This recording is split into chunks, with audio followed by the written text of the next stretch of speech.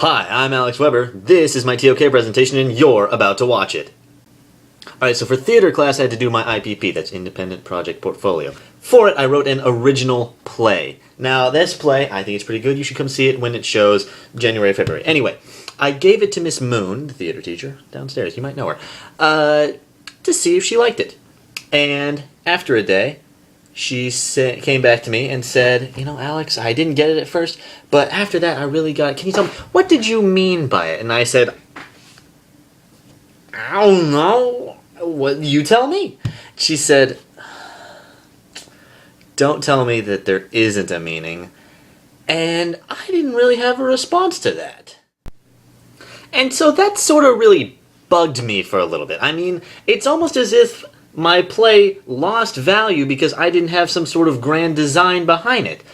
And that sort of gave me the question that I'm going to use for my knowledge issue, hint, hint, for this presentation.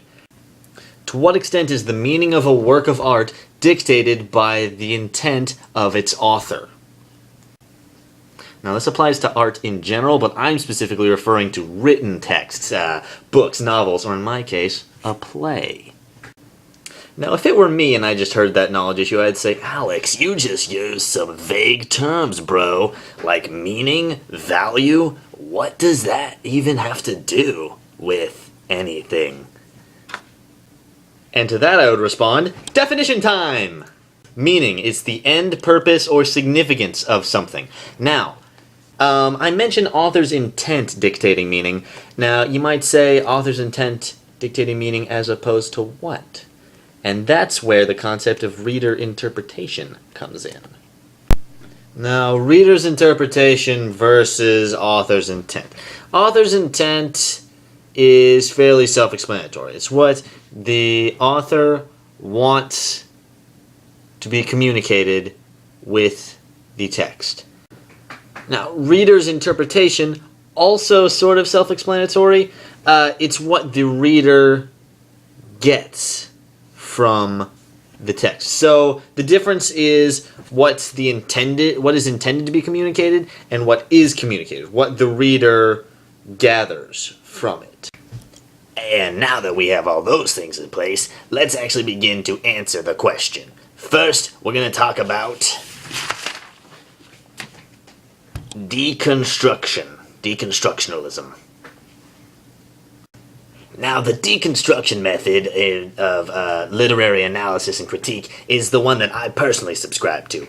It states that once an author puts a text sort of into the wild, so to speak, what they personally don't really have any influence on it. The text now exists as a separate entity, not dependent on the author. Now, the reason deconstructionists view the text as separate from the author's intent is because language is inconsistent. For an example, take about 15 seconds to try and figure out what I mean by this statement. Not really a statement, it's more of a phrase. Alright, that's about enough time. Now, there's a lot of things. You could take the typical idiom meaning of we're fighting very hard. We're fighting with our nails of our fingers and our teeth of our mouths.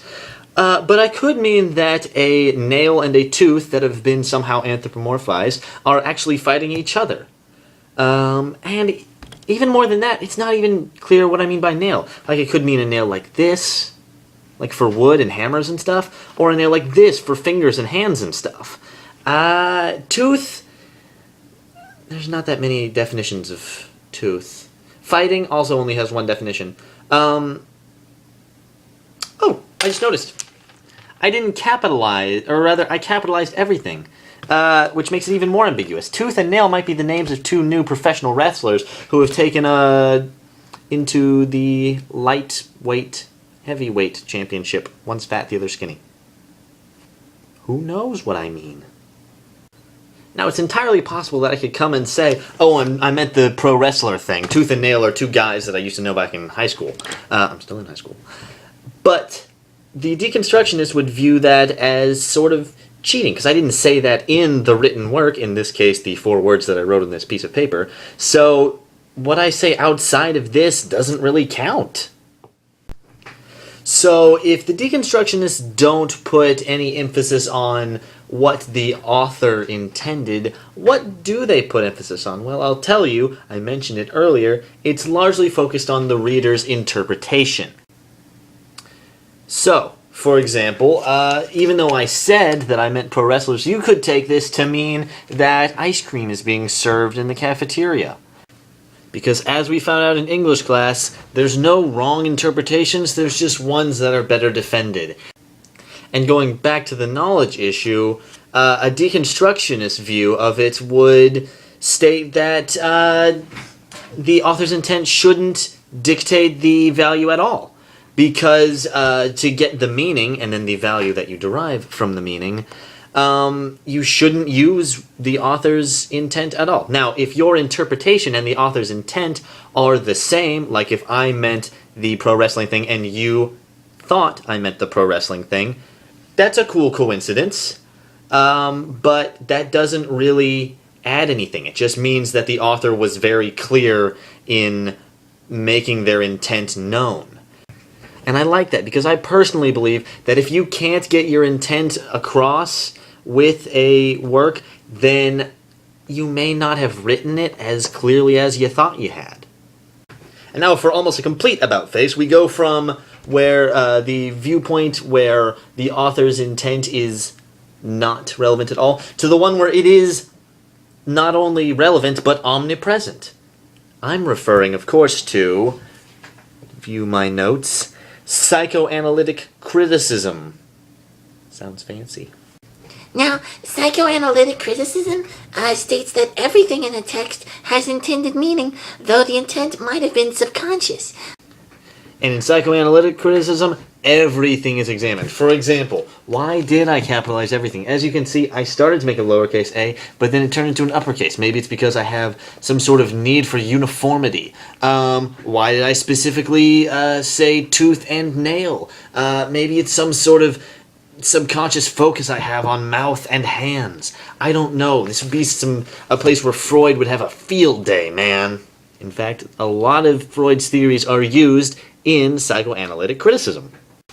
And important distinction between psychoanalytic criticism and deconstructionalism is the belief that the text is autonomous.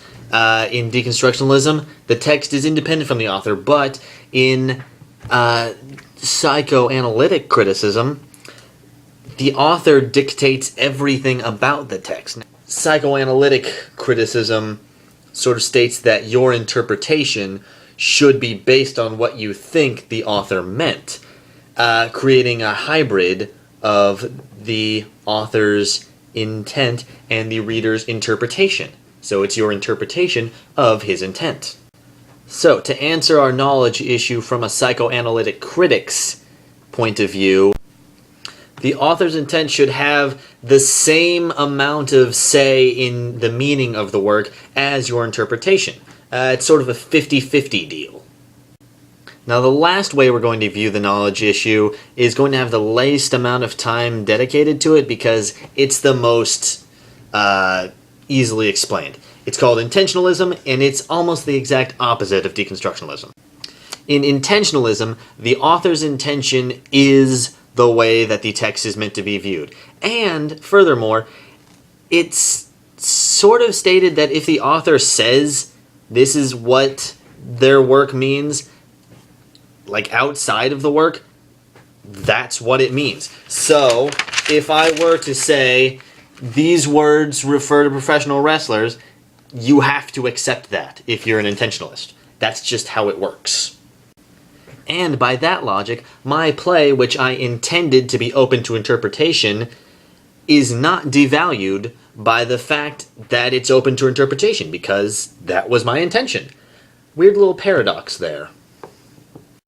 So, to recap, the extent to which the intention of an author dictates the meaning of a work of art largely depends on whether you view the author and the work of art as separate. And there's a lot of ways you can do that. You can be on one end of the spectrum where the author's intention is completely irrelevant and their work of art is its own separate entity. Over here, at this end of the spectrum, with deconstructionalism. You could be in the middle with the psychoanalytic criticism, where the author might not have known what they meant, but your interpretation is supposed to reflect what you think that they meant subconsciously.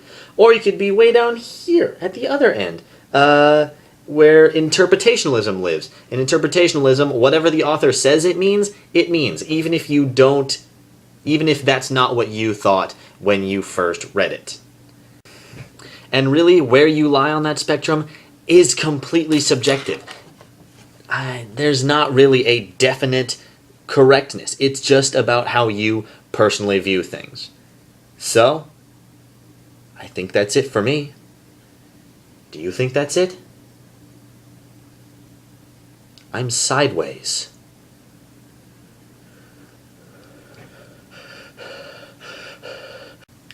Goodbye!